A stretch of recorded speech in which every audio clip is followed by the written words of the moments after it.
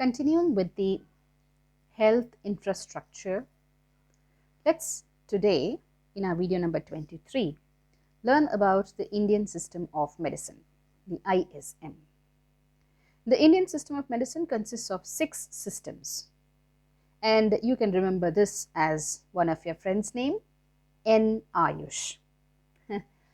This Ayush Mantralaya has been in news for quite some time now, and that too very regularly because of the COVID-19 situation, isn't it? So let's learn what is this acronym all about. In N Ayush, A refers to Ayurveda, Y for Yoga, U for Unani, S for Siddha, H for Homeopathy, and N for Naturopathy.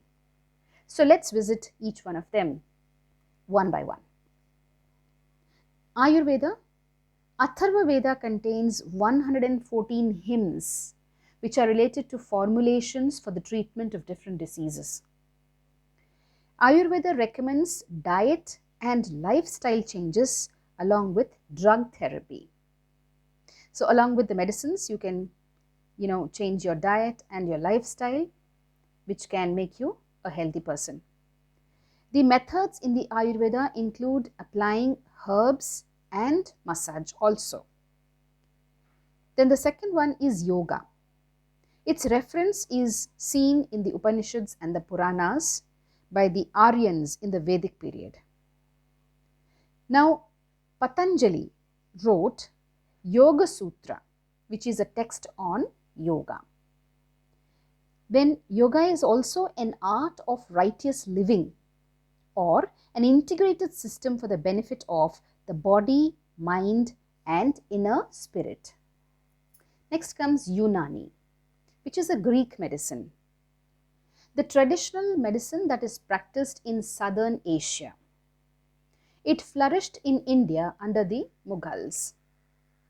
Unani is based on the concept of 4 humors: the phlegm, blood, yellow bile, and the black bile. So, disturbance in any of these is said to cause certain diseases, and the cure lies on this concept.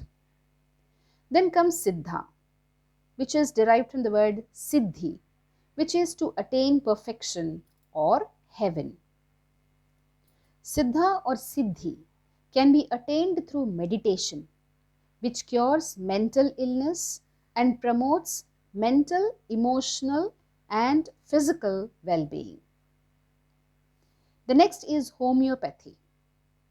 It's a combination of 2 words, in which homeo means similar and pathy or pathos means suffering. According to this homeopathy, here a drug and a disease produce similar symptoms and are believed to have a neutralizing effect on each other.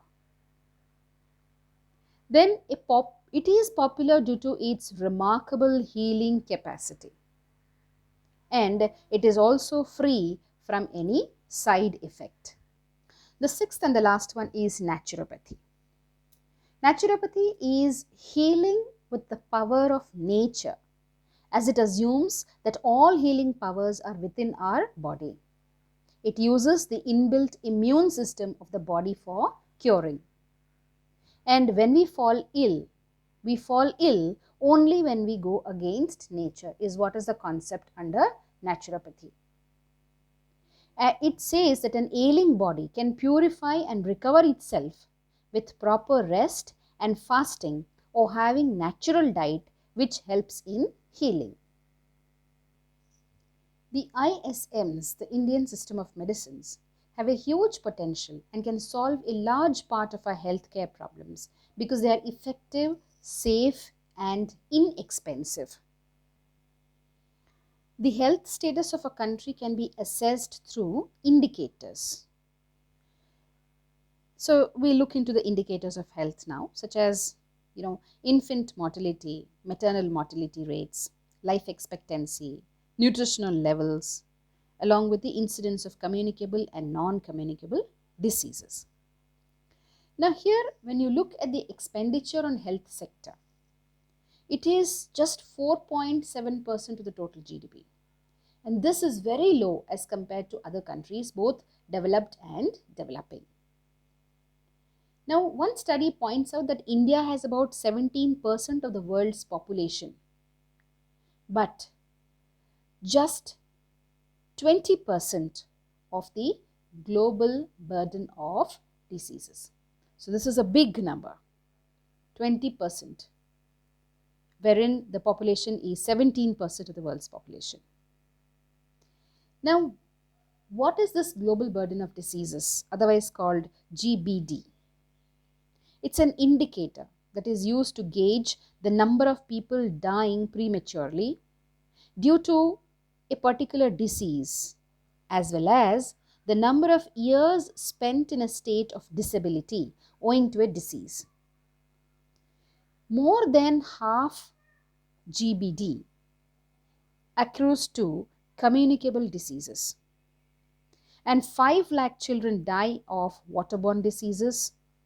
2.2 million children have inadequate supply of vaccines, and malnutrition die.